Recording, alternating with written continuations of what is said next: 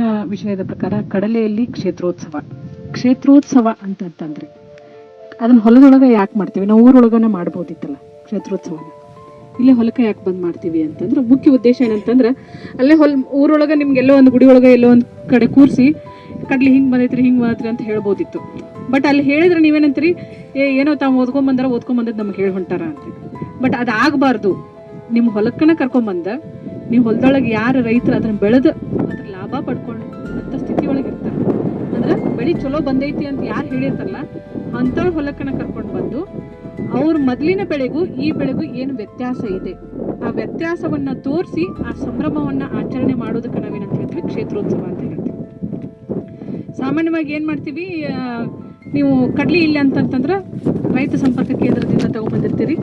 Jackie 9218 JG11 2 ತಳಿಗಳನ್ನು ಸಾಮಾನ್ಯವಾಗಿ ಬಿತ್ತೋದು ಒಂದು ವಾಡಿಕೆ, ಅಥವಾ ಮನೆಯೊಳಗಿದ್ದಂತಹ ಬೀಜಗಳನ್ನು ಬಿತ್ತನೆ ಮಾಡ್ತೀರಿ. ಸೊ ಜಾಕಿ 9218 JG11 ಬಿತ್ತನೆ ಮಾಡಿದಾಗ ಈಗ BGD 111-1 ಅಂತ ಇದೊಂದು ಹೊಸ ತಳಿ. ಈ ತಳಿಗೂ ಈಗ ಬಿತ್ತಿದವರು ಅವ್ರಿಗೆ ವ್ಯತ್ಯಾಸ ಕಂಡು ಬಂದಿರುತ್ತೆ, ಬಿತ್ತಿದಂಥ ರೈತರು ವ್ಯತ್ಯಾಸ ಕಂಡು ಬಂದಿರುತ್ತೆ. ಹೆಂಗೆ ಯಾವ ಥರ ವ್ಯತ್ಯಾಸ ಅನ್ನೋದು ಕೂಡ ನಾನು ಹೇಳ್ತೀನಿ. ಏನಂತಂತಂದ್ರೆ ನೀವು ಜಾಕಿ 11 ಅಥವಾ JG11 ಜಾಕಿ 9218 ಹಾಕಿದವ್ರು ಹೊಲದೊಳಗೆ ಜಾಸ್ತಿ ಅಂತಂದ್ರೆ ಸಿಡಿ ರೋಗ ಬಂದೈತಿ. ಆಮೇಲೆ ಕಾಳು ಸ್ವಲ್ಪ ಕಡಿಮೆ ಪ್ರಮಾಣದಲ್ಲಿ ಕಟ್ಟೈತಿ. ಅದು ಮಷಿನ್ ಹಾರ್ವೆಸ್ಟಿಗೆ ಅಷ್ಟೊಂದು ಸೂಕ್ತವಾಗಿ ಬರಂಗಿಲ್ಲ. ಮುಖ್ಯವಾಗಿ ಇದು ಏನು BGD 111-1 211/1 ಅಂತ ಏನೈತಲ್ಲ, ಈ ಕಡಲೆಕಾಯಿನ ನೀವು ಕಟ್ ಮಾಡಿ ನೋಡಿದಾಗ ಕಾಯಿ ಪೂರ್ತಿ ತುಂಬಗಾಳ ಇರ್ತೈತ್ರಿ. ತುಂಬಗಾಳ ನೀವು ಕಾಯಿ ಹಿಂಗೆ ಹಿಡಿದ ತಕ್ಷಣ ನಿಮಗೆಲ್ಲೂ ಟೊಳ್ಳು ಸಿಗಂಗಿಲ್ಲ, ಪಳ್ಳು ಅನ್ನೋದೇ ಇರಂಗಿಲ್ಲ, ಪೂರ್ತಿ ತುಂಬಗಾಳ ಇರ್ತೈತಿ. ಅದನ್ನು ನಾವು ಬೋಲ್ಡ್ ಸೀಡೆಡ್ ವೆರೈಟಿ ಅಂತ ಹೇಳ್ತೀವಿ. ಅಧಿಕ ಇಳುವರಿ ಕೊಡುವಂಥದ್ದು. ಮುಖ್ಯವಾಗಿ ಏನಂತಂದ್ರೆ ಸಿಡಿ ರೋಗವನ್ನು ತಡೆದುಕೊಳ್ಳುವಂಥ ಶಕ್ತಿ ಅದರಲ್ಲಿದೆ. ನಿರೋಧಕತೆ ಇಲ್ಲ, ತಡೆದುಕೊಳ್ಳುವಂಥ ಶಕ್ತಿ ಇದೆ. ಸಿಡಿ ರೋಗ ಬಂದ್ರೂ ಕೂಡ ಅದ್ರ ಜೊತೆಗೆ ಹೋರಾಟ ಮಾಡಿ ಬದುಕುವಂಥ ಶಕ್ತಿ ಆ ತಳಿ ಒಳಗಡೆ ಇದೆ. ಸೊ ಹಾಗಾಗಿ ಆ ತಳಿಯನ್ನು ನಾವು ಆಯ್ಕೆ ಮಾಡುವುದು ಸೂಕ್ತ. ಇನ್ನೂ ಒಂದು ಯಾಕೆ ಅದನ್ನು ತಳಿ ಬದಲಾವಣೆ ನಾವು ಮಾಡ್ಕೊಳ್ಬೇಕು ಅಂತಂತಂದ್ರೆ, ಒಂದೇ ತಳಿಯನ್ನ ಕಂಟಿನ್ಯೂಸ್ ಆಗಿ 10 ವರ್ಷಗಳ ಕಾಲ ನೀವೇನು 10 ವರ್ಷ 15 ವರ್ಷದಿಂದ ಬೆಳ್ಕೊಂತ ಬಂದಿದ್ದೀರಲ್ಲ, ಬೆಳ್ಕೊಂಡು ಬಂದಾಗ ಆ ತಳಿ ಒಳಗೆ ಇರ್ತಕ್ಕಂಥ ಏನು ಆ ಜೆನೆಟಿಕಲ್ ಕ್ಯಾರೆಕ್ಟರ್ ಇರ್ತದಲ್ಲ, ಅದ್ರ ಕ್ಯಾರೆಕ್ಟರ್ದು ಒಂದು ಸ್ವಲ್ಪ ಗುಣಮಟ್ಟ ಕಡಿಮೆ ಆಗ್ತಾ ಹೋಗಿರುತ್ತೆ. ಆ ಮೊದಲು ಏನು ಹೊಸ ತಳಿ ಇದ್ದಾಗ ಏನು ಎಕ್ಸ್ಪ್ರೆಷನ್ ಕೊಡ್ತಿರ್ತದಲ್ಲ, ಆ ತಳಿದ ಎಕ್ಸ್ಪ್ರೆಷನ್ ಇಲ್ಲಿ ಡೌನ್ ಹಾಕುವಂತ ಬರ್ತೈತಿ.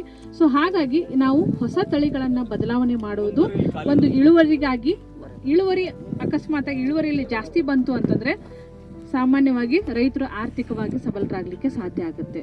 ಯಾಕಂತಂದ್ರೆ 1 ಎಕರೆಗೆ 4 ಕ್ವಿಂಟಲ್ ಕಡ್ಲಿ ಬೆಳೆಯೋರು 1 ಎಕರೆಗೆ 8 ಕ್ವಿಂಟಲ್ ಕಡ್ಲಿ ಬೆಳೆದ್ರೆ ಆರ್ಥಿಕವಾಗಿ ಸಬಲರಾಗೇ ಆಗ್ತಾರೆ. ಸೊ ಆ ಉದ್ದೇಶದಿಂದ ಹೆಚ್ಚು ಇಳುವರಿ ಬರುವಂತಹ ಒಂದು ತಳಿಗಳನ್ನ ರೈತರು ಅಡಾಪ್ಟ್ ಮಾಡ್ಕೊಳ್ಬೇಕು. ಈಗ ಕೀಟಗಳ ಮತ್ತು ರೋಗಗಳ ಬಾಧೆ ನಿರ್ವಹಣೆ ಬಗ್ಗೆ ಹೇಳಬೇಕಿತ್ತು ಅಂತಂದ್ರೆ, ನಾವೆಲ್ಲ ಒಂದು ಒಳ್ಳೆ ತಳಿನ ತರ್ತೀವಿ, ಹಾಕ್ತೀವಿ. ಬಟ್ ಆದ್ರೆ ನಾವು ಜಾಸ್ತಿ ಖರ್ಚು ಮಾಡೋದು ಎಲ್ಲಿ ಅಂತಂದ್ರೆ ಕೀಟಗಳ ಮತ್ತು ರೋಗಗಳ ನಿರ್ವಹಣೆಯಲ್ಲಿ. ಔಷಧ ತಗೊಂಬಂದು ಜಾಸ್ತಿ ಅಂತಂದ್ರೆ ಔಷಧ ತಗೊಂಬರ್ತೀವಿ, ಹೊಡಿತೀವಿ. ಯಾವ ಹುಳಕ್ಕೆ ಯಾವ ಔಷಧನ ಯಾವ ಪ್ರಮಾಣದಲ್ಲಿ ಹೊಡಿಬೇಕು, ಯಾವ ಸಮಯದಲ್ಲಿ ಹೊಡಿಬೇಕು ಅನ್ನೋದು ಬಹಳ ಮುಖ್ಯ. ಯಾಕಂದ್ರೆ ಎಡುವುದೇ ನಾವು ಇಲ್ಲೇ. ಯಾರು ಈಗ ನಿಮಗೇನು ಹುಷಾರಿಲ್ಲ ಅಂತಂದ್ರೆ ನೀವೇನು ಮಾಡ್ತೀರಿ, ಡಾಕ್ಟರ್ ಕಡೆ ಹೋಗ್ತೀರಿ. ಡಾಕ್ಟರ್ ಯಾವ್ದು ಗುಳಿಗೆ ಕೊಟ್ಟಿರ್ತಾರಲ್ಲ ಅದ ಗುಳಿಗೆ ತೊಗೊಂಬಂದು ಹೆಚ್ಚು ಕಡಿಮೆ ಬೇರೆ ತೊಗೊಂಬಂದು ಯಾಕೆ ತೊಗೊಳಂಗಿಲ್ಲ ಅಂತಂದ್ರೆ ರಿಯಾಕ್ಷನ್ ಆಗ್ತೈತಿ. ನನಗೇನಾರು ಆಯ್ತು ಅಂತಂದ್ರೆ ಜೀವ ಭಯಕ್ಕಾಗಿ ಏನು ಮಾಡ್ತೀರಿ, ನೀವು ಡಾಕ್ಟರ್ ಕಡೆ ಹೋಗ್ತೀರಿ. ಬಟ್ ಬೆಳೆ ವಿಷಯ ಬಂತಂದಾಗ ನೀವೇನು ಮಾಡ್ತೀರಿ, ಔಷಧ ಅಂಗಡಿಯವ್ರ ಹತ್ರ ಹೋಗ್ತೀರಿ. ಆ ಔಷಧ ಅಂಗಡಿಯವ್ರು ಕೇಳ್ತೀರಿ, ಹಿಂಗೆ ಕೀಡು ಬಿದ್ದೈತ್ರಿ, ಹಸಿರು ಕೀಡು ಬಿದ್ದೈತ್ರಿ, ಕೆಂಪು ರೋಗ ಬಿದ್ದೈತ್ರಿ ಅಂತ ಹೇಳ್ತೀರಿ. ಅವರು ನಿಮ್ಮ ಹೊಲಕ್ಕೆ ಬಂದು ಭೇಟಿ ಮಾಡಿರಂಗಿಲ್ಲ. ಭೇಟಿ ಮಾಡದೇ ಇದ್ದಾಗ ಏನಾಗ್ತೈತಿ, ನಿಮ್ಮ ಹೇಳಿದ ಒಂದು ಮಾತನ್ನ ಕೇಳಿ ಅವ್ರು ಅದಕ್ಕೆ ಔಷಧಿ ಕೊಡ್ತಾರೆ. ಹಿಂಗಾಗಿ ಇಲ್ಲೇ ರೋಣ ತಾಲೂಕದೊಳಗೆ ಒಂದು ಸೌಡಿ ಗ್ರಾಮದೊಳಗೆ 10 ಎಕರೆ ಕಡ್ಲಿ ಹೋಗ್ಬಿಟ್ಟೈತಿ. ಕಾಯಿ ಹಿಡಿ ಹೂ ಚಟ್ಟಿ ಕಾಯಿ ಇದ್ದಾಗನ ಒಂದು ಔಷಧಿಗೆ ನನ್ನ ಎಲ್ಲಿ ಕೆಂಪಾಗೈತ್ರಿ ಅಂತ ಹೇಳಿ ತೊಗೊಂಬಂದು ಔಷಧಿ ಹೊಡೆದ್ಬಿಟ್ಟಾರ. ಆ ಔಷಧಿಗೂ ಅಲ್ಲಿರ್ತಕ್ಕಂಥ ಸಮಸ್ಯೆಗೂ ಅದು ಒಂದಕ್ಕೊಂದು ಇದೇ ಇಲ್ಲ, ಸಂಬಂಧನೇ ಇಲ್ಲ. ಹಾಗಾಗಿ 10 ಎಕರೆ ಕಡ್ಲಿ ಹೋಯ್ತು ಅಂತಂದ್ರೆ ಎಷ್ಟು ಲಕ್ಷನ ಹೇಳಿ. ಅದಕ್ಕಾಗಿ ದಯಮಾಡಿ ರೈತರು ತಾವು ಯಾವುದೇ ಒಂದು ಕೀಟನಾಶಕಗಳ ಸಿಂಪಡಣೆ ಆಗಿರ್ಬೋದು, ರೋಗನಾಶಕಗಳ ಸಿಂಪಡಣೆ ಆಗಿರ್ಬೋದು ಹೊಡಿಬೇಕಿತ್ತು ಅಂತಂತಂದ್ರೆ ಒಂದು ಮಾಹಿತಿಯನ್ನ ಕೇಳ್ರಿ. ನಮ್ಮ ಗದಗ ಜಿಲ್ಲೆ ಒಳಗಡೆ ಬಸ್ ಸ್ಟ್ಯಾಂಡ್ ಹತ್ರ ಒಂದು ಕೃಷಿ ಸಂಶೋಧನಾ ಕೇಂದ್ರ ಅಂತಿದೆ, ಧಾರವಾಡ ಅಗ್ರಿಕಲ್ಚರ್ ಯೂನಿವರ್ಸಿಟಿದು. ಅಲ್ಲಿ ಬಂದು ಮಾಹಿತಿ ಕೇಳ್ರಿ. ಇಲ್ಲ ಅಂತಂದ್ರೆ ನಿಮಗೆ KVK ಹುಲಕೋಟಿ ಇದೆ. ಅದಕ್ಕಿಂತ ಮುಖ್ಯವಾಗಿ ಅಂತಂದ್ರೆ ಕೃಷಿ ಇಲಾಖೆ ಇದೆ.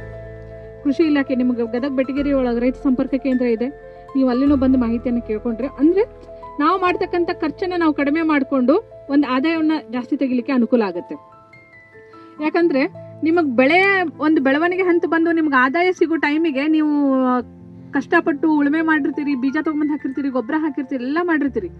ಅದು ಕಾಳು ಕಟ್ಟೋ ಟೈಮಿಗೆ, ಅದು ಹೂ ಬಿಡೋ ಟೈಮಿಗೆ ನೀವು ಬೇರೆ ಒಂದು ಔಷಧಿ ತಂದು ಹೊಡೆದಾಗ ಅದು ಹೋಯ್ತು ಅಂತಂದರೆ ಬೆಳೆಸಿದ ಮಗನ್ನ ಸಾಯಿಸ್ದಂಗಾಗುತ್ತೆ. ಸೊ ಆ ಹಂತದ ನೀವು ತಲುಪೋದು ಹೋಗೋದು ಬೇಡ. ಸೊ ಹಾಗಾಗಿ ನಾನು ಒಂದಷ್ಟು ನಿಮಗೆ ಒಂದು ಸಣ್ಣ ಸಣ್ಣ ಮಾಹಿತಿಗಳನ್ನು ಕೊಡ್ತೀನಿ, ಅವನ್ನ ಅನುಸರಿಸಿದ್ರೆ ಸಾಕು. ಈಗ ಕಡಲೆಯನ್ನು ನೀವು ಬಿತ್ತನೆ ಮಾಡಬೇಕಿತ್ತು ಅಂತಂದರೆ ಸಾಮಾನ್ಯವಾಗಿ ಬೀಜೋಪಚಾರ ಮಾಡಿ ಬಿತ್ತುವುದು ಬಹಳ ಮುಖ್ಯ.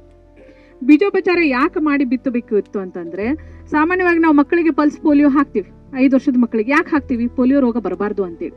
ಇಲ್ಲಿನೂ ಕೂಡ 1 ಎಕರೆಗೆ ಬೀಜೋಪಚಾರ ಮಾಡಿದರೆ ಭಾಳ ಅಂತಂದರೆ 100 ರೂಪಾಯಿ ಖರ್ಚಾಗುತ್ತೆ. 1 ಎಕರೆಗೆ 100 ರೂಪಾಯಿ ಬೀಜೋಪಚಾರ ಮಾಡಿದ್ರಿಂದ ಖರ್ಚಾಗುತ್ತೆ. ಒಂದು ಸರಿ ನೀವು ಬೀಜೋಪಚಾರ ಮಾಡಿದ್ರಿ ಅಂತಂತಂದರೆ ನೀವು ಏನು ಒಂದು 20% 30% ಕಡ್ಲಿ ಗಿಡ ಸತ್ತು ಹೋಗ್ತದಲ್ಲ, ಆ ಸತ್ತು ಹೋಗೋದನ್ನು ನೀವು ತಡೆಗಟ್ಟಬಹುದು. ಒಬ್ಬೊಬ್ರು ಇನ್ನೂ ಒಂದಷ್ಟು ರೈತರು ಇದ್ದಾರೆ, ಇಲ್ಲ ಮೇಡಮ್ ನಾವು ಬೀಜೋಪಚಾರ ಮಾಡಿ ಬಿತ್ತಿದ್ದೀವಿ ಆದರೂ ನಮ್ಮದಲ್ಲಿ ಸಿಡಿ ರೋಗ ಬರ್ತಿದೆ ಅಂತ ಹೇಳ್ತಾರೆ. ಸೊ ನೀವು ಬೀಜೋಪಚಾರ ಮಾಡಿ ಬಿತ್ತಿದ್ರೂ ಕೂಡ ನಿಮ್ಮ ಭೂಮಿ ಒಳಗಡೆ ಸಗಣಿಯ ಪ್ರಮಾಣ ಇರಲಿಲ್ಲ ಅಂತಂದರೆ, ಸಗಣಿಯ ಅಂಶ ಇರಲಿಲ್ಲ ಅಂತಂದ್ರೂ ಕೂಡ ನೀವು ಯಾವುದೇ ಅಂಶ ಹಾಕಿದ್ರೂ ಕೂಡ ಆ ಸಿಡಿ ರೋಗವನ್ನು ತಡೆಗಟ್ಟಲಿಕ್ಕೆ ಆಗಲ್ಲ. ಸಗಣಿ ಅನ್ನೋದು ಭೂಮಿಗೆ ಬೇಕೇ ಬೇಕು.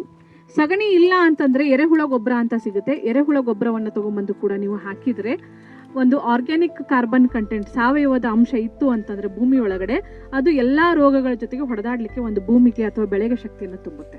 ಸೊ ಅದನ್ನೊಂದು ಮಾಡಬೇಕು. ಬೀಜೋಪಚಾರ ಟ್ರೈಕೋಡರ್ಮಾ ಮಾಡ್ಬೋದು. ಇಲ್ಲ ಅಂತಂದರೆ ನೀವು ಕೆಮಿಕಲ್ ಆಗಿ ಮಾಡ್ತೀನಿ ಅಂತಂದರೆ ಕ್ಯಾಪ್ಟನ್ ಮತ್ತು ಥೈರಾಮ್ ಅಂತ ಇರುತ್ತೆ. 1 kg ಬೀಜಕ್ಕೆ 2 ಗ್ರಾಮ್ ಹಾಕಿ ನೀವು ಅದನ್ನು ಲೇಪನ ಮಾಡಿ ನಾಳೆ ಬಿತ್ತನೆ ಮಾಡೋದಿದ್ರೆ ಇವತ್ತು ರಾತ್ರಿ ಅದನ್ನು ಮಾಡಬೇಕು. ಯಾವಾಗಲೂ ಬೀಜೋಪಚಾರ ಹೋಗಿ ಹೊಲಕ್ಕೆ ಹೋಗಿ ಬೀಜ ಇಟ್ಕೊಂಡು ಟ್ರ್ಯಾಕ್ಟರ್ ನಿಲ್ಲಿಸ್ಕೊಂಡು ಇಲ್ಲೇ ಬೀಜೋಪಚಾರ ಮಾಡಿ ಹಿಂಗೆ ಬಿತ್ತೋದು ತಪ್ಪು. ನೀವು ಅಲ್ಲೇ ಟ್ರ್ಯಾಕ್ಟರ್ ನಿಲ್ಲಿಸ್ಕೊಂಡು ಇಲ್ಲೇ ಬೀಜೋಪಚಾರ ಮಾಡಿ ಬಿತ್ತಿದ್ರಿ ಅಂತಂತಂದ್ರೆ ನಿಮ್ದು ಕೂರ್ಗಿ ಶೆಡ್ಡಿನೊಳಗೆ ಕಾಳು ಇಳಂಗಿಲ್ಲ. ಮ್ಯಾಗ ಹಸಿ ಆಗಿರ್ತೈತಿ, ಕಾಳ ಮ್ಯಾಗಿನ ಸಪ್ಪಿ ದಪ್ಪ ಆಗಿರ್ತೈತಿ, ಕೂರ್ಗಿ ಶೆಡ್ನ ಕಾಳು ಇಳಂಗಿಲ್ಲ. ಅವಾಗ ಏನಂತೀವಿ, ಬೀಜೋಪಚಾರ ಮಾಡಿದ್ವಿ, ನಮ್ದು ಬಿತ್ತನಿಕೆ ಹಳಕಾಗೈತಿ ಅಂದ್ರೆ ಮೊಳಕೆ ಬರ್ತಾ ಇಲ್ಲ, ಅಲ್ಲೊಂದು ಇಲ್ಲೊಂದು ಹುಟ್ಟೈತಿ. ಸೊ ಹಾಗಾಗಿ ಬೀಜೋಪಚಾರ ಯಾವಾಗಲೂ ನಾವು ನಾಳೆ ಬೆಳಗ್ಗೆ ಬಿತ್ತನೆ ಮಾಡೋರಿದ್ವಿ ಅಂತಂದರೆ ರಾತ್ರಿನೇ ಬೀಜೋಪಚಾರ ಮಾಡಬೇಕು. ಬೀಜೋಪಚಾರನೂ ಕೂಡ ಮಾಡೋದು ಹೆಂಗೆ ಅಂತಂತಂದರೆ, ನೀವು 1 ಎಳೆ ಬೆಲ್ಲದ ಪಾಕ ಮಾಡ್ಕೋಬೇಕು. ದಯಮಾಡಿ ಇದನ್ನು ನೆನ್ಪಿಟ್ಕೊಡ್ರಿ. ಮುಂದಿನ ಸೀಸನ್ವರೆಗೂ ನಾವು ನೆನಪು ಉಳಂಗಿಲ್ರಿ ಅಂತ ಅನ್ನಕ್ಕೆ ಹೋಗ್ಬೇಡ್ರಿ. ಈವನ್ ಇದನ್ನು ಹೆಸರಿಗೂ ಮಾಡಬೇಕು. ಹೆಸರಿಗೆ ಯಾವುದೇ ನೀವು ಬೀಜಕ್ಕಾದ್ರೂ ನೀವು ಬೀಜೋಪಚಾರ ಮಾಡಿದ್ರಿ ಅಂತಂತಂದ್ರೆ ವ್ಯಾಕ್ಸಿನ್ ಹಾಕಿದಂಗೆ, ಅದಕ್ಕೆ ಬೆಳೆಗೆ ವ್ಯಾಕ್ಸಿನ್ ಹಾಕಿದಂಗೆ ನಿಮಗೆ ಮೊಳಕೆ ಪ್ರಮಾಣ ಜಾಸ್ತಿ ಬರ್ತೈತಿ, ಹುಟ್ಟಿದ ಬೆಳೆ ಸದೃಢವಾಗಿ ಬೆಳಿತೈತಿ.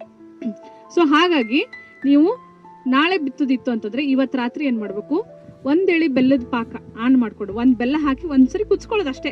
ಏನು ಉಂಡಿ ಕಟ್ಟಂಗೆ ಕುದಿಸ್ಕೊಳಂಗಿಲ್ಲ. ಸುಮ್ಮ ಒಂದು ಕುದಿ ಕುದ ತಕ್ಷಣ ಅದನ್ನ ತಗೊಂಡು ಸ್ವಲ್ಪ ಅದು ಬೆಲ್ಲದ ಚಿಮ್ಕ್ ನೀರು ಹಾಕಿ ಅದಕ್ಕೆ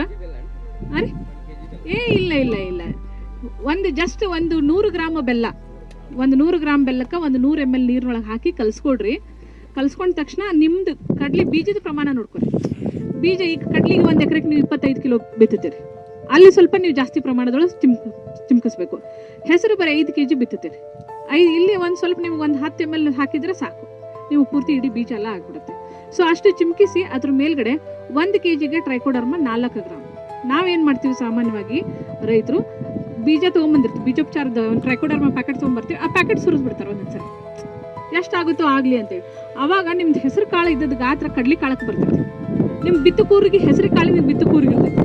ಗಾತ್ರ ಜಾಸ್ತಿ ಆಯಿತು ಅಂತಂದ್ರೆ ಮತ್ತೆ ಕೂರಿಗೆ ಶೆಡ್ನೊಳಗೆ ಇಳಂಗಿಲ್ಲ. ಆವಾಗ ನೀವು ಎಷ್ಟು ರೆಕಮೆಂಡೆಡ್ ಶಿಫಾರಸು ಮಾಡಿದ ಪ್ರಮಾಣದೊಳಗೆ ಅದನ್ನು ಲೇಪನ ಮಾಡಿ ಬಿತ್ತಿದ್ರಿ ಅಂತಂದ್ರೆ ಕರೆಕ್ಟಾಗಿ ಶೆಡ್ನೊಳಗೆ ಇಳಿತೈತಿ, ನಿಮ್ಮ ಮೊಳಕೆ ಪ್ರಮಾಣ ಅಧಿಕವಾಗ್ತೈತಿ. ಆಮೇಲೆ ರೋಗ ಬರುವಂತಹ ಶಕ್ತಿಯನ್ನು ಅದು ತಡೆಗಟ್ಟುತ್ತೆ, ರೋಗಗಳನ್ನು ತಡೆಗಟ್ಟಿ ನಿಮ್ಗೆ ಒಳ್ಳೆ ಬೆಳೆ ಬರುತ್ತೆ. ಇದು ಕಡಲೆ ಬಿತ್ತನೆ ಮಾಡಿದ ಆದಮೇಲೆ ನಿಮಗೆ 21 ದಿವಸದ ಬೆಳೆ ಇದ್ದಾಗ ಏನು ಮಾಡಬೇಕು ಅಂತಂದರೆ, ಸಾಮಾನ್ಯವಾಗಿ ಮೊದಲಿಂದನೂ ಬಂದಂತಹ ಒಂದು ರೂಢಿ ಏನು ಅಂತಂತಂದರೆ ಕಡಲೆಗೆ ಕುಡಿ ಚೂಟೋದು. ಇವತ್ತು ನಾವು ಯಾರೂ ಕುಡಿ ಚೂಡ್ತಿಲ್ಲ. ಕುಡಿ ಚೂಟೋದ್ರಿಂದ ಏನು ಒಂದು ಉಪಯೋಗ ಇದೆ. 2 ಉಪಯೋಗ ಏನು ಅಂತಂತಂದ್ರೆ, ಒಂದು ಉಪಯೋಗ ಕಡಲೆ ಕುಡಿ ಚೂಟೋದ್ರಿಂದ ಜಾಸ್ತಿ ಪಡ್ಲು ಬರುತ್ತೆ, ಪಕ್ಕಳು ಅಂತಿರಲ್ಲ ನೀವು, ಅದು ಬರುತ್ತೆ, ರೆಂಬೆ ಕೊಂಬೆಗಳ ಸಂಖ್ಯೆ ಜಾಸ್ತಿ ಆಗ್ತೈತಿ. ಇನ್ನೊಂದು ಉಪಯೋಗ ಏನಂತಂದ್ರೆ, ಆ ಹಸಿರು ಕೀಡಿ ಏನಿರುತ್ತಲ್ಲ ನಿಮ್ಮ ಬೆಳೆಗೆ ಬರುವಂಥ ಹಸಿರು ಕೀಡಿ, ಅದು ಮೊಟ್ಟೆಯನ್ನು ಆ ತುದಿ ಎಲೆಗಳಲ್ಲಿ ಇಟ್ಟಿರುತ್ತೆ. ಆ ತುದಿ ಎಲೆ ಒಳಗೆ ಇಟ್ಟಾಗಂತಹ ನೀವು ಕುಡಿಯನ್ನು ನೀವು ಚೂಟು ಬಿಟ್ರಿ ಅಂತಂದ್ರೆ ಆ ಮೊಟ್ಟೆಗಳ ಸಮೇತ ನಿಮ್ಗೆ ಆ ಎಲೆ ಹೊರಗಡೆ ಬಂದ್ಬಿಡುತ್ತೆ. ಅಂದರೆ ಅದು ಮುಂದೆ ಹುಟ್ಟಿ ಮರಿಯಾಗಿ ನಿಮ್ಮ ಗಿಡವನ್ನು ತಿನ್ನುವಂತಹ ಸಾಧ್ಯತೆ ಇರಂಗಿಲ್ಲ. ಸೊ ಅದನ್ನು ತಗೊಂಡು ಹೋಗಿ ಒಂದು ಪಕ್ಕಳು ಜಾಸ್ತಿ ಆಗ್ತೈತಿ, ಒಂದು ಕೀಟಗಳ ನಿರ್ವಹಣೆ ಆಗ್ತೈತಿ. ಅದನ್ನು ತಗೊಂಡು ಹೋಗಿ ನೀವು ಮನೆಯೊಳಗೆ ಪಲ್ಯನೂ ಮಾಡ್ಕೊಂಡು ತಿನ್ಬೋದು, ಹೌದಲ್ಲ. ಇದು 3 ಥರದ ಬೆನಿಫಿಟ್ ಆಗುತ್ತೆ ನಿಮಗೆ. ನಾವೇನು ಮಾಡ್ತಿದ್ವಿ, ಇವಾಗ ಲೇಬರ್ ಸಿಗ್ತಾ ಇಲ್ಲ ಅಂಥೇಳಿ ನಾವು ಕುಡಿ ಚೂಟೋದನ್ನು ಬಿಟ್ಟಿದ್ವಿ. ಬಟ್ ಕುಡಿ ಚೂಟೋದ್ರಿಂದ ಒಂದು ಸೋಲಾರ್ ಮಷೀನು ಕೂಡ ಬಂದಿದೆ, ಅದು ಕುಡಿ ಚೂಟ್ಲಿಕ್ಕೆ. ಅದನ್ನು ಮಾಡಿಕೊಡ್ರಿ. ಇಲ್ಲ ಅಂತ ನಮ್ಮ ಕುಡಿ ಚೂಟಕ್ಕೆ ಆಗ್ತಿಲ್ಲ ಅಂತಂದ್ರೆ ನಿಮಗೆ ಪಕ್ಕಳಗಳ ಸಂಖ್ಯೆ ಕಡಿಮೆ ಆಗ್ಬಿಡ್ತದೆ. ಪಕ್ಕಳ ಸಂಖ್ಯೆ ಕಡಿಮೆ ಆಯಿತು ಅಂತಂದ್ರೆ ಇಳುವರಿಯಲ್ಲಿ ಕಡಿಮೆ ಆಗ್ಬಿಡ್ತದೆ. ಅಂದ್ರೆ 10 ಪಕ್ಕಳು ಬಿಡೋದು 5 ಬಿಡ್ತು ಅಂತಂತಂದ್ರೆ ನಿಮ್ಗೆ ಆಟೋಮೆಟಿಕ್ ಆಗಿ 10 ರೆಂಬೆ ಕೊಂಬೆಗಳು ಬಿಡ್ತಕ್ಕಂಥ ಕಾಯಿಗಳ ಸಂಖ್ಯೆ ಕಡಿಮೆ ಆಗ್ತೈತಿ. ಅಲ್ಟಿಮೇಟ್ ಆಗಿ ನಿಮ್ಗೆ ಇಳುವರಿಯಲ್ಲಿ ಕುಂಠಿತ ಆಗುತ್ತೆ. ಇದಾದ್ಮೇಲೆ ಇನ್ನೊಂದು ಏನು ಮಾಡಬೇಕಿತ್ತು ಅಂತಂದ್ರೆ, ಸಾಮಾನ್ಯವಾಗಿ ಬಹಳ ಈಸಿ ನಾನು ಹೇಳ್ತಿರೋದು, ಜಾಸ್ತಿ ಖರ್ಚು ಮಾಡುವಂಥದ್ದು ಯಾವುದೂ ಹೇಳ್ತಾ ಇಲ್ಲ. 1 ಎಕರೆಗೆ 1 ಚಿಟ್ಟಿ ಚುರುಮುರಿ ಎರಚ್ಬೇಕು. ನಾವು ಎಳ್ಳಮೋಸಿ ಕಡ್ಲಿ ಹೊಲದಾಗ ಯಾಕೆ ಮಾಡ್ತೀವಿ ಅನ್ನೋದಕ್ಕೆ ಕಾರಣನೇ ಇದೆ. ನೀವು ಹೊಲದೊಳಗೆ ಕುತ್ಕೊಂಡು ಚರ್ಗ ಚೆಲ್ತೀವಿ ನಾವು, ಎಳ್ಳಮೋಸಿ ಚರ್ಗ ಚೆಲ್ಲಾಗೆಲ್ಲ ಬೆಳ್ಳಕ್ಕಿಗಳು ಬರ್ತಾವೆ. ಸೊ ಹಾಗೆ ಇಲ್ಲಿ ನೀವು ಚುರುಮುರಿ ಉಗ್ಗಿದ್ರಿ ಅಂತಂದ್ರೆ ಎಲ್ಲ ಪಕ್ಷಿಗಳು ನಿಮ್ಮ ಹೊಲಕ್ಕೆ ಬಂದ ಪಕ್ಷಿಗಳು ನಿಮ್ಮ ಹೊಲದೊಳಗೆ ಇದ್ದಂಥ ಎಲ್ಲ ಕೀಡಿಗಳನ್ನ ಆಯ್ಕೊಂಡು ತಿಂದ್ಬಿಡ್ತಾವೆ ನೈಸರ್ಗಿಕವಾಗಿ. ಒಂದು ನಿಮ್ಮ ಹೊಲದೊಳಗಿಂದ ಕೀಡಿ ಖಾಲಿ ಆಗ್ತೈತಿ, ಜೊತೆಗೆ ಪಕ್ಷಿಗಳು ನಿಸರ್ಗದೊಳಗೆ ಬದುಕ್ತಾವೆ. ಎರಡೂ ಸಮತೋಲನ ಆಗ್ತೈತಿ ನಿಸರ್ಗದಲ್ಲಿ. ಸೊ ಅದನ್ನು ಒಂದು ಮಾಡಬೇಕು. ನಿಮ್ಮ ಬೆಳೆ 40 ದಿವಸದವರೆಗೂ ನೀವು ಚುರುಮುರಿ ಉಗ್ಗಿದ್ರು ಏನು ಪ್ರಾಬ್ಲಮ್ ಇಲ್ಲ. ಆಮೇಲೆ ಮೋಹಕ ಬಲೆಗಳನ್ನು ಹಾಕ್ಕೊಡ್ರಿ. ಕೀಟನಾಶಕ ಸಿಂಪರಣೆ ಒಂದೇ ಮಾರ್ಗವಲ್ಲ ಕೀಟಗಳ ನಿರ್ವಹಣೆಗೆ. ಕೀಟನಾಶಕ ಸಿಂಪರಣೆ ಕೊನೆಯ ಮಾರ್ಗ. ಅಂದ್ರೆ ಯಾವಾಗ ಪೇಷಂಟ್ ಮುಗೀತೈತಿ ಇದೇನು ಸಾಯ್ತೈತಿ ಅಂದಾಗ ನಾವು ICU ಹೋಗಿಡ್ತೀವಲ್ಲ, ಹಂಗೆ ಕೀಟನಾಶಕ ಸಿಂಪರಣೆ ಅನ್ನೋದು ICU ಓದಿಟ್ಟಂಗೆ ಕೊನೆಯ ಮಾರ್ಗ ಅದು. ನಾವೇನು ಮಾಡ್ತಿದ್ದೀವಿ, ರೈತರೆಲ್ಲ ಕೊನೆಯ ಮಾರ್ಗವನ್ನು ಮೊದಲನೇ ಮಾರ್ಗ ಮಾಡಿಕೊಂಡು ಆ ಪದ್ಧತಿಯನ್ನೇ ಜಾಸ್ತಿ ಅಳವಡಿಸ್ಕೊಂಡು ನಾವು ನಮ್ಮ ರೈತೈಕೆಯಲ್ಲಿ ನಾವು ಜಾಸ್ತಿ ಖರ್ಚನ್ನು ಮಾಡ್ಕೊಳ್ತಾ ಇದ್ದೀವಿ. ಚುರುಮುರಿ ಉಗ್ಗೋದು ಒಂದಾಯಿತು. ಮೋಹಕ ಬಲೆಗಳನ್ನು ಹಾಕೊಡ್ರಿ. ಮೋಹಕ ಬಲೆಗಳನ್ನು ನಿಮಗೆ ರೈತ ಸಂಪರ್ಕ ಕೇಂದ್ರದಲ್ಲಿ ಕೃಷಿ ಇಲಾಖೆಯಿಂದ ಕೊಡ್ತಾರೆ. ಅವುಗಳನ್ನು ತೊಗೊಂಡು ಹಾಕೊಂಡ್ರೆ ಅದನ್ನು ಪ್ರತಿ ವರ್ಷನೂ ನೀವು ಬಳಕೆ ಮಾಡ್ಕೊಳ್ತಾ ಹೋಗ್ಬೋದು. ಅದರೊಳಗಿನ ಒಂದು ಟ್ಯೂಬ್ ಇರ್ತೈತಿ. ಆ ಟ್ಯೂಬ್ ಅಂತಂದ್ರೆ ಏನು ಮಾಡ್ತೈತಿ, ನಿಮ್ಮ ಹೊಲದೊಳಗಿರ್ತಕ್ಕಂಥ ಆ ಹಸಿರು ಕೀಡಿಯ ಪತಂಗಗಳನ್ನು ಆಕರ್ಷಣೆ ಮಾಡಿ ಆ ಬಲಿಯೊಳಗೆ ಬೀಳಿಸ್ತು ಅಂತಂದ್ರೆ ಅಲ್ಲಿ ಸಂತಾನೋತ್ಪತ್ತಿ ಕಟ್ಟಾಗ್ತೈತಿ. ಆ ಹುಳುಗಳ ಸಂಖ್ಯೆ, ಹುಳುಗಳ ಬಾಧೆ ನಿಮಗೆ ನಿಂತು ಹೋಗ್ಬಿಡ್ತೈತಿ. ಮತ್ತು ಅದೇ ಬಲೆಗಳನ್ನು ನೀವು ಮತ್ತೆ ಮುಂದಿನ ವರ್ಷಕ್ಕೆ ನೀವು ಅದನ್ನು ಉಪಯೋಗ ಮಾಡ್ಕೊಳ್ಬಹುದು. ಖರ್ಚು ಕಡಿಮೆ ಮಾಡಿಕೊಂಡು ನಾವು ಕೀಟಗಳನ್ನು ನಿರ್ವಹಣೆ ಇಷ್ಟೆಲ್ಲ ಮಾಡಿದ್ರೂ ಕೂಡ ನಿಮ್ಗೆ ಕೀಟಗಳ ಸಂಖ್ಯೆ ಕಡಿಮೆ ಆಗದೇ ಇದ್ದಾಗ ಅವಾಗ ನೀವೇನು ಮಾಡಬೇಕು, ಕೀಟನಾಶಕಗಳ ಸಿಂಪರಣೆಗೆ ಹೋಗಬೇಕು. ಕೀಟನಾಶಕಗಳ ಯಾವ್ಯಾವ ಕೀಟನಾಶಕಗಳ ಸಿಂಪರಣೆ ಮಾಡಬೇಕು ಅಂತಂದ್ರೆ, ಸಾಮಾನ್ಯವಾಗಿ ನೀವೆಲ್ಲರೂ ಸಿಂಪರಣೆ ಮಾಡತಕ್ಕಂಥದ್ದು ಕ್ಲೋರಾಂಟ್ರನಿಲಿಪ್ರೋಲ್ ಅಂತಂದ್ರೆ ಕೊರಾಜಿನ್ ಅಂತ ಏನು ಹೇಳ್ತಿರಲ್ಲ, ಅದನ್ನೇ ಸಿಂಪರಣೆ ಮಾಡ್ತೀವಿ.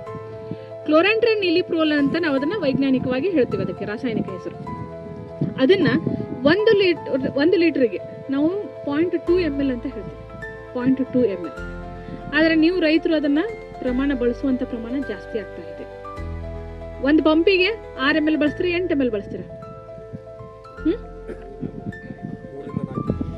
3 ರಿಂದ 4 ml, 5-6 ಹೆಚ್ಚಿಗೆ ಆಗತ್ತೆ. ಶಾವಿಗೆ ಪುಡಿ, ಶಾವಿಗೆ ಹೊಡಿತೀರಲ್ಲ, ಎಮಾಮೆಕ್ಟಿನ್ ಬೆಂಜೋಯಿಟ್ ಅಂತೇಳಿ. ಈ ಕೀಟನಾಶಕಗಳ ಸಿಂಪರಣೆಯಲ್ಲೂ ಕೂಡ ಇನ್ನೊಂದು ನಿಮಗೇನು ಹೇಳ್ತೀನಿ ಅಂತಂದ್ರೆ, ಪದೇ ಪದೇ ಒಂದೇ ಕೀಟನಾಶಕವನ್ನು ಉಪಯೋಗ ಮಾಡಿದಾಗ, ನೀವು ಗೊಂಜಾಳಕ್ಕೆ ಕೀಡಿ ಬಂದ್ರೂ ಶಾವಿಗೆ ಪುಡಿ ಹೊಡಿತೀರಿ, ಕಡ್ಲಿಗೆ ಬಂದರೂ ಶಾವಿಗೆ ಪುಡಿ ಹೊಡಿತೀರಿ, ಹೆಸರಿಗೆ ಬಂದರೂ ಶಾವಿಗೆ ಪುಡಿ ಹೊಡಿತೀರಿ, ಯಾವುದು ಬಂದರೂ ಎಲ್ಲದಕ್ಕೂ ಶಾವಿಗೆ ಪುಡಿ ಹೊಡಿತೀರಿ. ಎಲ್ಲ ಹುಳುಗಳಿಗೂ ಶಾವಿಗೆ ಪುಡಿನ ಹೊಡೆದಾಗ ಆ ಹುಳುಕ್ಕೇನಾಗುತ್ತೆ, ಒಂದು ನಿರೋಧಕ ಶಕ್ತಿ ಬರುತ್ತೆ. ನಿರೋಧಕ ಶಕ್ತಿ ಯಾಕೆ ಬರ್ತೈತಿ ಅಂತಂದ್ರೆ ಅದ್ರ ಜೀವನ ಚಕ್ರ ಕಡಿಮೆ. 45 ದಿವಸದಾಗ ಅದ್ರ ಜೀವನ ಚಕ್ರ ಮುಗಿದು ಹೋಗ್ಬಿಡ್ತೈತಿ. ನಾವು ಹೆಂಗೆ 60 ವರ್ಷ ಬದುಕ್ತೀವಿ ಹಂಗೆ ಅದು ಬರೀ 45 ದಿವಸಕ್ಕೆ ಮುಗಿದು ಹೋಗ್ಬಿಡ್ತೈತಿ, ಸತ್ತು ಹೋಗ್ಬಿಡ್ತೈತಿ. ಹುಟ್ಟತೈತಿ, ಹುಟ್ಟು 45 ದಿವಸಕ್ಕೆ ಸತ್ತು ಹೋಗ್ಬಿಡ್ತೈತಿ, ಅದ್ರ ಸಂತಾನೋತ್ಪತ್ತಿ ಮಾಡಿ ಸತ್ತು ಹೋಗ್ಬಿಡ್ತೈತಿ. ಸೊ ಅವಾಗ ಅಷ್ಟೇ ಕಡಿಮೆ ಜೀವನ ಚಕ್ರ ಇರುವಂತಹ ಒಂದು ಜೀವಿ, ಅದಕ್ಕೆ ಬಹಳಷ್ಟು ಅಡ್ವಾಂಟೇಜ್ ಐತಿ. ಡಿಸ್ಅಡ್ವಾಂಟೇಜ್ ಐತಿ, ಜಲ್ದಿ ಸಾಯ್ತಾನೆ ಅನ್ನೋದು ಡಿಸ್ಅಡ್ವಾಂಟೇಜ್.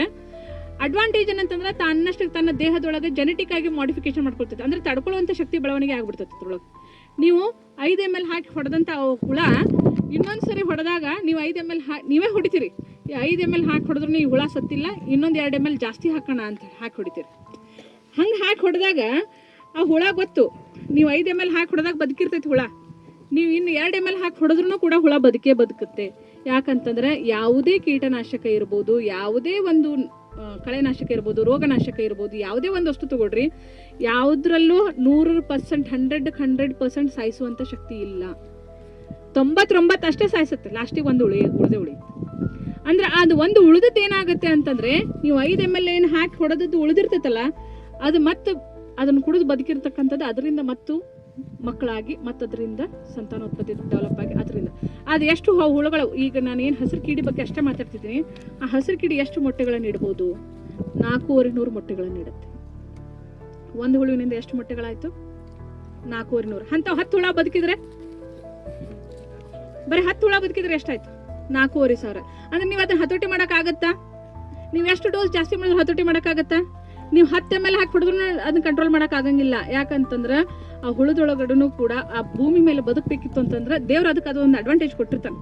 ಅದಕ್ಕೆ ಸರ್ವೈವ್ ಆಗ್ಬೇಕಂತಂದ್ರೆ ಯಾವುದನ್ನು ಸಂಪೂರ್ಣವಾಗಿ ನಾಶ ಮಾಡೋಕೆ ಆಗಂಗಿಲ್ಲ ಅಂತಂದ್ರೆ ಅದು ಜೆನೆಟಿಕ್ ಆಗಿ ರೆಸಿಸ್ಟೆನ್ಸ್ ಡೆವಲಪ್, ನಿರೋಧಕತೆಯನ್ನು ಬೆಳೆಸ್ಕೊಂಡು ಹೋಗ್ತೈತಿ. ನಿರೋಧಕತೆಯನ್ನು ಬೆಳೆಸ್ಕೊಂಡು ಹೋಯ್ತು ಅಂತಂದ್ರೆ ನೀವು ಯಾವುದೇ ಔಷಧಿಯನ್ನು ನೀವು ಎಷ್ಟೇ ಪ್ರಮಾಣದಲ್ಲಿ ಹೊಡೆದ್ರೂ ಕೂಡ ಅದನ್ನು ಹತೋಟಿ ಮಾಡಲಿಕ್ಕೆ ಸಾಧ್ಯ ಇಲ್ಲ. ಸೊ ಹಾಗಾಗಿ ಯಾವಾಗಲೂ ಔಷಧಿಯನ್ನು ನಿಮ್ಗೆ ಔಷಧ ಅಂಗಡಿಯವ್ರು ಏನು ಹೇಳ್ತಾರಲ್ಲ, ಒಂದು ಪಂಪಿಗೆ 4 ml ಹಾಕ್ರಿ, 5 ml ಹಾಕ್ರಿ ಅಂತ ಹೇಳ್ತಾರಲ್ಲ, ಅದ್ರ ಕಡಿಮೆ ಹಾಕಿ.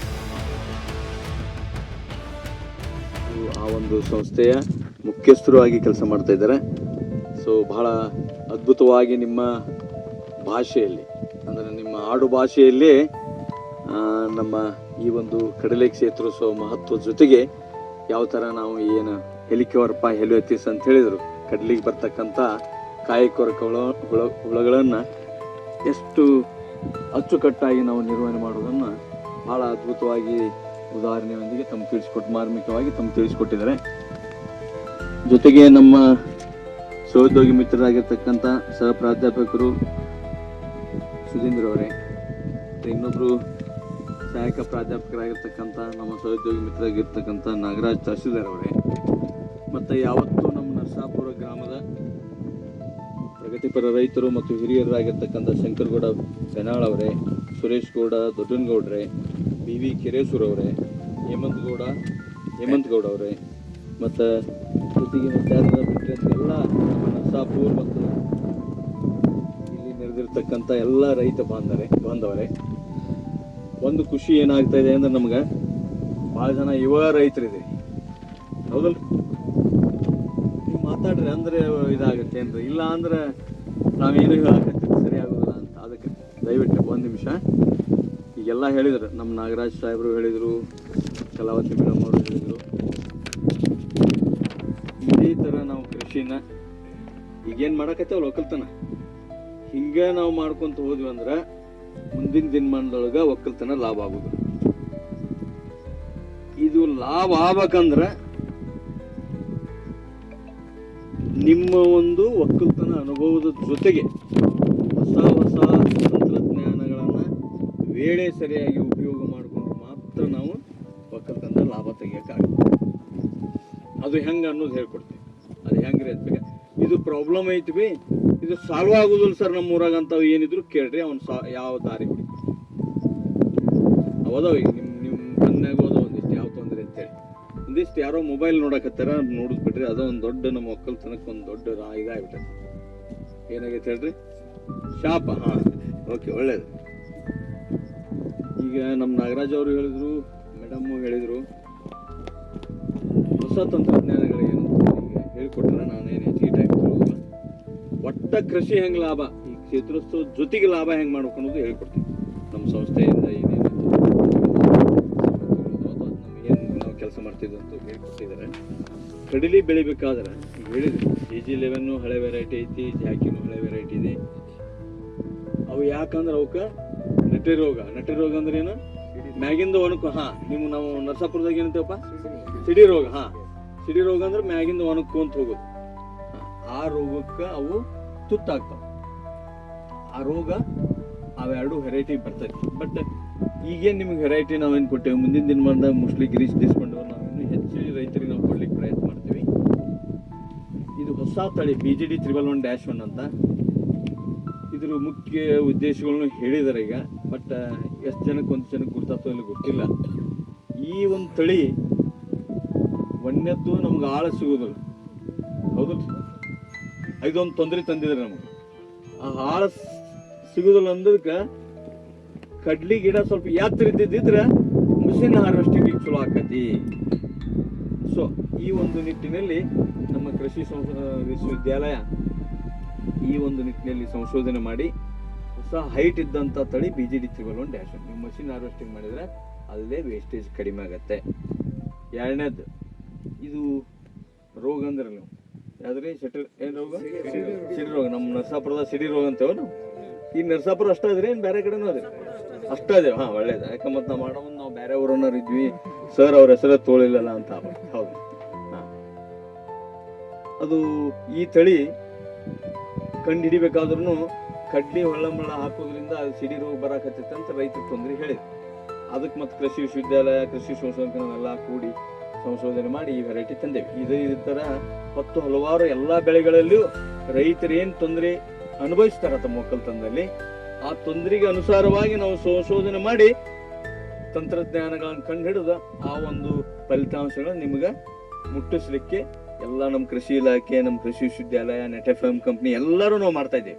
ಇದ್ರ ಉಪಯೋಗ ತೊಗೊಳ್ಳೋದು ನಮ್ಮದು ಜವಾಬ್ದಾರಿ ಇದೆ. ಆ ನಿಟ್ಟಿನಲ್ಲಿ ಈ ಒಂದು ವೆರೈಟಿ ನೀವು ಮುಂದಿನ ದಿನಮಾನದಾಗ ಉಪಯೋಗ ಮಾಡ್ಕೊರಿ. ಒಂದು ಜೊತೆಗೆ ಈಗ ನೀವು JG11 ಅಂತೀರಿ, ಅದಕ್ಕೆ ಇಳುವರಿ ನೋಡಿ ನೀವು ಎಷ್ಟು ತೆಗಿತೀರಿ. ಇಲ್ಲಿ ಕಡ್ಲಿ 3 ತೆಗಿಯೋರು ಅದ್ರಿ, 4 ತೆಗಿಯೋರು ಅದ್ರಿ, 5 ತೆಗಿಯೋರು ಅದ್ರಿ, 6 ತೆಗಿಯೋರು ಅದ್ರಿ ಏನ್ರಿ ಗೌಡ್ರ?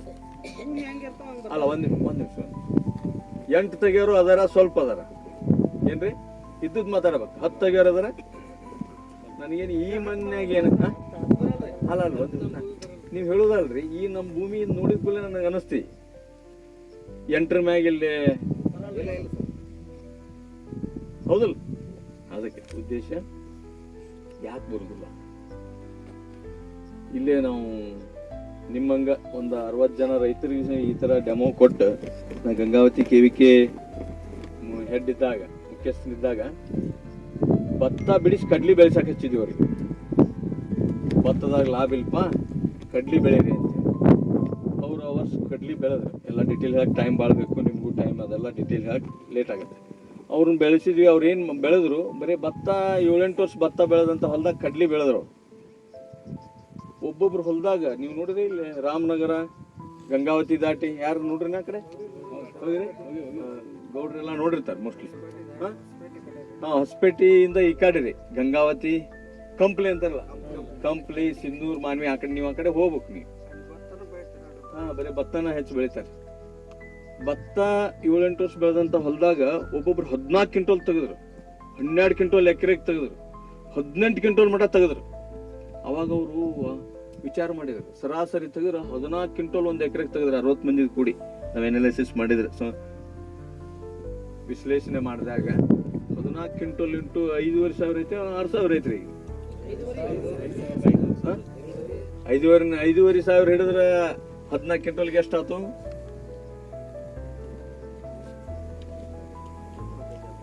70,000-80,000 ರೂಪಾಯಿ. ಅವ್ರು ಏನ್ ಮಾಡಿದ್ರು, ನಾವು ಭತ್ತದಾಗ ಅವ್ರನ್ನ ಆತ್ಮಾವಲೋಕನ ಮಾಡಕ್ ಹೇಳಿದ್ವಿ. ಎಷ್ಟು ಖರ್ಚು ಮಾಡ್ತೀರಿ, ಎಷ್ಟು ಆದಾಯ ಬರ್ತೈತಿ, ಎಷ್ಟು ಉಳಿತೈತಿ. ಅವಾಗ ನೋಡಿದ್ರು ಅವರು, ಭತ್ತ ಬೆಳೆದ್ರ 1 ಎಕರೆಗೆ 4 ಬ್ಯಾಗ್ ಭತ್ತ ಬಂತಂದ್ರ 2,000 ರೂಪಾಯಿ ಮಾರತಿ ಅಂದ್ರ, 4 ಬ್ಯಾಗ್ ಅಂದ್ರೆ ನಾವು ಕ್ವಿಂಟೋಲಿನ ಅಲ್ರಿ ಅವು ಅಲ್ಲ, ಅದಕ್ಕೆ 70 kg. 1 ಬ್ಯಾಗ್ 70 kg ಇರ್ತಾವ. ಅಂಥವು 4 ಬ್ಯಾಗ್ ಬಂದ್ರ ಕ್ವಿಂಟೋಲ್ಗೆ 2,000 ರೂಪಾಯಿ ಮಾರಿದ್ರ, ಖರ್ಚೆಲ್ಲ ತೆಗೆದ್ರ ಭತ್ತದಾಗ 4 ತಿಂಗಳದಾಗ ನಿವ್ವಳ ಉಳಿದು ಬರೀ 16,000 ರೂಪಾಯಿ. ಎಷ್ಟು? 16,000 ರೂಪಾಯಿ. ಅಷ್ಟು ನೀರು ಹಾಸೋದು, ಅಷ್ಟು ಎಣ್ಣೆ ಹೊಡಿಯೋದು, ಅದನ್ನ ಸಸಿ ನಾಟಿ ಮಾಡೋದು, ಅದೆಲ್ಲ ಭಾಳ, ಅದನ್ನೆಲ್ಲ ಹೇಳಕ್ಕೆ ಕಂಪೇರ್ ಮಾಡಿ ನಾವು ಇದ್ರಾಗ ನಾವು ಖರ್ಚು ವಿಶ್ಲೇಷಣೆ ಮಾಡಿದ್ವಿ. ಕಡ್ಲಿ ಬೆಳೆಯಕ್ಕೆ ಎಷ್ಟು ಖರ್ಚಾಗತ್ತಪ್ಪ ಅಂತೇಳಿ. ಇದ್ರಾಗ ಭಾಳ ಅಂದ್ರೆ 12,000-13,000 ರೂಪಾಯಿ ಬರ್ತೈತಿ. ನೀವು ಖರ್ಚು ಹೆಚ್ಚು ಮಾಡಿದ್ರೆ, ಮನೆಯನ್ನ ಮತ್ತೆ ಕೆಲಸ ಮಾಡಿದ್ರೆ ಒಟ್ಟು ಕಡಿಮೆ ಆಗತ್ತೆ. ಅದನ್ನು ಹಿಡಿದಾಗ 12,000-13,000 ರೂಪಾಯಿ. 12,000 ರೂಪಾಯಿ ತೆಗೆದ್ರೆ 72ರಾಗ 12,000 ತೆಗೆದ್ರೆ ಎಷ್ಟು ಉಳಿತಿ? 60,000 ರೂಪಾಯಿ 3 ತಿಂಗಳದಾಗ, 90 ದಿವಸದಾಗ 60,000 ಉಳಿತಿ. ನಾವು 16,000 4 ತಿಂಗಳಿಗೆ ಮೈ ಹರ್ಕೊಂಡು ಎಣ್ಣೆ ತಂದು, ಒಂದ್ ಎಣ್ಣೆ ತರ್ಯಾಕ 3 ಸಲ ಗಂಗಾವತಿಗೆ ಬರ್ತಾರ.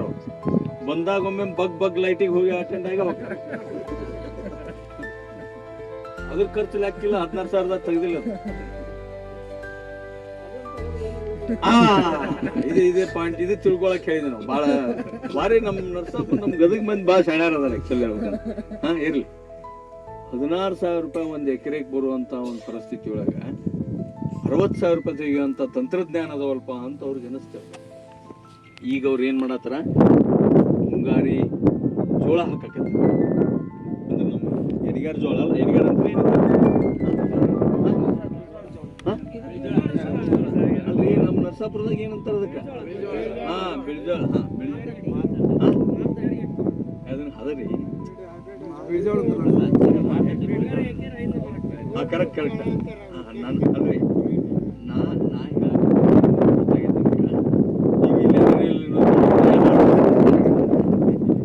ಹೌದಲ್ರಿ, ಬರೀ ನಾವು ಒಬ್ಬನ ಹೇಳ್ಕೊಂತ ಹೋದ್ರೆ ಹೆಂಗೆ ಹೇಳ್ರಿ? ಏನು ಹೇಳತ್ತಿದ್ವಿ, ಅವರು ಮುಂಗಾರಿ ಜೋಳ ಬೆಳೆಯತ್ತಾರೆ. ನಮ್ಮ ಈ ಜೋಳ ಅಲ್ಲ, ಹಿಂಗಾರಿ ಜೋಳ ಅಲ್ಲ, ಮುಂಗಾರಿಗೆ ಒಂದಿಷ್ಟು ನಮ್ಮ ಶಿಫಾರಸು ಮಾಡಿದಂಥ ತಳಿಗಳು ಅದನ್ನು ಬೆಳೆದು ಅಲ್ಲಿ ಎಕರೆಗೆ 8 ಹಿಂಗಾರಿ ಕಡ್ಲೆ ಹಾಕತ್ತೆ. ಅದ್ರಾಗೂ ಚಲೋ ತೆಗಿತಾರೆ. ಅಂದ್ರೆ ಮುಂಗಾರಿ ಏಕದಳ ಬೆಳೆ ಆಗ್ತದೆ, ಹಿಂಗಾರಿ ದ್ವಿದಳ ಬೆಳೆ ಆಗ್ತದೆ. ಅಂದ್ರೆ ಆ ಮಣ್ಣಿನ ಫಲವತ್ತತೆಗೆ ಅನುಸಾರವಾಗಿ ಒಳ್ಳೆ ಇಳುವರಿ ತಗೊಂತ ಇದ್ದಾರೆ. ವರ್ಷ ಭತ್ತ ಬೆಳೆದು ಎಷ್ಟೋ ಸೌಲಭ್ಯಗಳು ಮಾಡ್ಕೊಂಡು ಈಗ ಅವ್ರಿಗೆ ಅರಿವು ಬಂದೈತಿ. ಹಂಗೆ ಆ ಉದ್ದೇಶದಾಗ ನಾವು ಈ ಒಂದು ಒಕ್ಕಲ್ತನದೊಳಗೆ ಹಿಂಗೆ ನಾವು ಹೋಗೋದು ಬೇಡ. ಅದಕ್ಕೆ ತಾವೆಲ್ಲರೂ ರೈತ ಬಂದು ಹೇಳ್ಬೇಕಂದ್ರೆ ಇದ್ರಾಗ ನಾ ಮತ್ತೆ ಎಲ್ಲ ಡಿಟೇಲ್ ಹೇಳೋದಿಲ್ಲ. ನಾ ಹೇಳ್ಬೇಕಂದಿದ್ರೆಲ್ಲ ಮೇಡಮ್ ಹೇಳಿಬಿಟ್ರು. ರೈಜೋಬಿಯಮ್ ಹೇಳಿದರು, ಒಂದು ಹೇಳಿಲ್ಲ ಅವರು. ಅವ್ರೇನು ಹೇಳಿಲ್ಲದ್ದು ನಾ ಹೇಳ್ತೇನೆ. ಒಂದು ಈ ಕಡ್ಲಿ ಬಿತ್ತು ಮುಂದೆ ಒಂದು 3 ಬೀಜೋಪಚಾರ ಮಾಡಬೇಕು. ಒಂದು ಟ್ರೈಕೋಡರ್ಮ, ಅದು 10 gram per kg of seeds ಅಂತ. ಎರಡನೇದ್ದು ರೈಜೋಬಿಯಮ್ 200 ಗ್ರಾಮ್, ಅದು ಕರಿ ಪೌಡರ್ ಬರೀ 40 ರೂಪಾಯಿ ಸಿಗ್ತೈತಿ ನಮ್ಮ ಕೃಷಿ ಇಲಾಖೆ ಒಳಗೆ. ಅದು ಏನು ಮಾಡ್ತೈತೆ ಅಂದ್ರೆ ಬೆಲ್ಲ ಚಿಮ್ಕ್ ಹೊಡಿಬೇಕ್ರಿ ಅಷ್ಟ. ಅಂದ್ರೆ ಎಷ್ಟು ಹೊಡಿಬೇಕು ಏನು ನಿಮ್ಮ ಬೀಜದ ಮ್ಯಾಗ ನೀವು ಲೆಕ್ಕ ಹಾಕ್ಬೇಕು. 100 ಗ್ರಾಮ್ ಅಂತ ಹೇಳಿದ್ರಿ, ಆ ಪೌಡರ್ ಇರ್ತೈತೆ, ಅದು ಏನು ಬೀಜೋಪಚಾರ ರೈಜೋಬಿಯಮ್, ಆ ಬೀಜಕ್ಕೆ ಹತ್ಬೇಕು. ಹತ್ತಂದ್ರೆ ಅದು ನಮ್ಮ ಕೆಲಸ ಮಾಡ್ತೈತೆ. ಅದು ನಿಮಗೆ ಲೆಕ್ಕ ಹರಿತೈತಿ ಹೆಂಗಂತೇಳಿ. ಇದ್ರ ಜೊತೆಗೆ ಇನ್ನೊಂದು ಕರೆ ಪೌಡರ್ ಇರ್ತೈತಿ. ಇದು ಕರೆ ಪೌಡರ್ ರೈಜೋಬಿಯಮ್, ಇನ್ನೊಂದು ಕರೆ ಪೌಡರ್. ಅದೇನಂದ್ರೆ ರಂಜಕ ಕರಗಿಸುವ ಜೀವಾಣು, ಫಾಸ್ಫರಸ್ ಸಾಲ್ಯುಬಲೈಸಿಂಗ್ ಬ್ಯಾಕ್ಟೀರಿಯಾ ಅಂತೇಳಿ. ಇದು ಏನು ಮಾಡ್ತೈತಿ, ನಮ್ಮ ಹೊಲದಲ್ಲಿ ಇರ್ತಕ್ಕಂಥ ರಂಜಕದ ಗೊಬ್ಬರ ಐತಿ ನಮ್ದು, DAP. ರಂಜಕ ಅಂದ್ರೆ BJP DAP ಹೌದಲ್ಲ, ಆ DAP ಗೊಬ್ಬರ ನಮ್ಮ ಹೊಲದಾಗ ಐತಿ. ಇದ್ದ ಗೊಬ್ಬರನ ಗಿಡಗೆ ಸಿಗದೇ ಇರ್ತಕ್ಕಂಥ ಫಾರ್ಮ್ನಾಗ ಐತಿ. ಅದು ಐತಿ ಹೊಲದಾಗ, ನಮ್ಮ ಹೊಲಕ್ಕೆ ಸಿಗುದಿಲ್ಲ.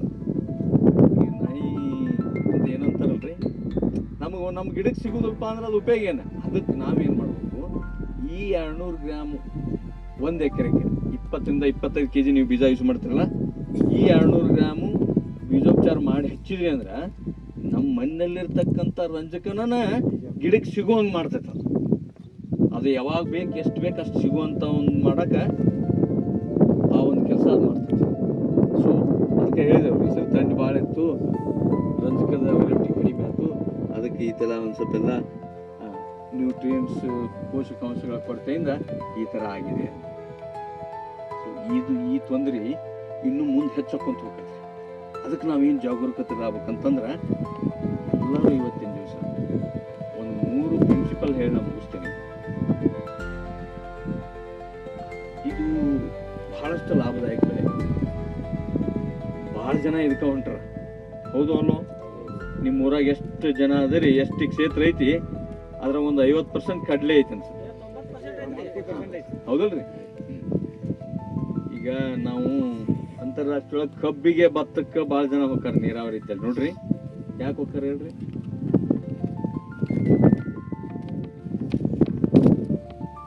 ಮಳ್ಳ ಹೊಲಕ್ಕೆ ಹೋಗಲ್ಲ ಅಂತ ಬೆಳೆ ಹಾಕ್ಬೇಕು. ಒಂದು ಪಾಯಿಂಟ್ ಭತ್ತ ಹಚ್ಚಿ ಬಂದು ನೀರು ನಿಲ್ಸಿ ಬಂದು ಮುಗಿದು ಹೋದ್. ಯಾವಾಗಾರ ಗೊಬ್ಬರ ಹೋಗಿದ್ದು ಅದೊಂದು ಸ್ವಲ್ಪ ಹಳದಿ ಹೋಗಲ್ರಿ, ಹಳದಿ ಹಚ್ಚಿದ ಕೂಡಲೇ ಗಿಡ ಗೊಬ್ಬರ ಕೊಟ್ಬಿಡುದು, ಗಿಡ ನಿಂತು ಬಿಡ್ತೈತಿ.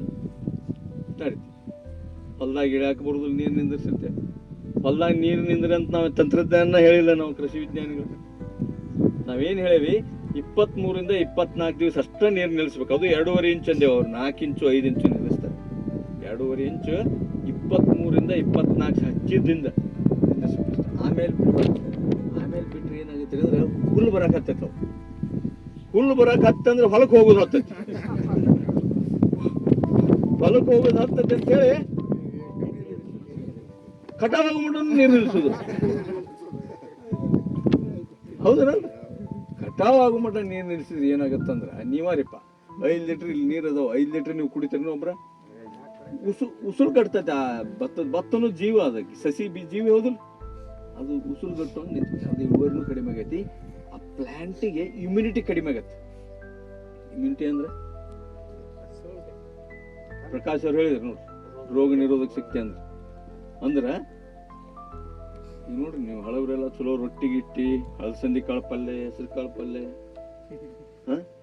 ಮೆಂತ್ಯ ಪಲ್ಯ ಬೆಟ್ಟಿಗೆ ಸಿಗ್ತೈತೆ ಹೌದಲ್ರಿ ಅಂತ ತಿಂದವ್ರು ಹೆಂಗದಾರ ಈಗ ಒಂದಿಷ್ಟು ಬ್ರೆಡ್ ತಿನ್ನೋರು ಹಾಲು ತಿನ್ನೋರು ಹೆಂಗದಾರ ಒಂದಿಷ್ಟು ಸಣ್ಣ ಮಕ್ಕಳು ಇದ್ರ ಕೂಡಲೇ ಹಾಲೆ ಒಂದಿಟ್ಟು ನೆಗಡಿ ಬಂದ ಕೂಡಲೇ ಅಜ್ಜ ಅಮ್ಮ ತಾಯಿ ಎಲ್ಲರೂ ಹಾಸ್ಪಿಟ್ಲಿಗೆ ಹೋಗ್ತಾರೆ ಹೌದು ಹೋಗ್ಯಾರೋ ಇಲ್ಲ ಆ ಮಗುನ ಹಂಗ ಬೆಳೆಸಿದ್ವಿ ಅಂದ್ರೆ ಅದು ಏನಾರ ಸ್ವಲ್ಪ ಹೆಚ್ಚು ಕಡಿಮೆ ಅದು ಇಮ್ಯುನಿಟಿ ಬೆಳೆಸ್ಕೊಳ್ಳದೆ ಬೆಳೆದು ಬಿಡ್ತಾರೆ ಹೌದಲ್ಲ ಇವನು ಹಂಗ ಮಾಡಾಕತ್ತ ನಾವು ಬೆಳೆ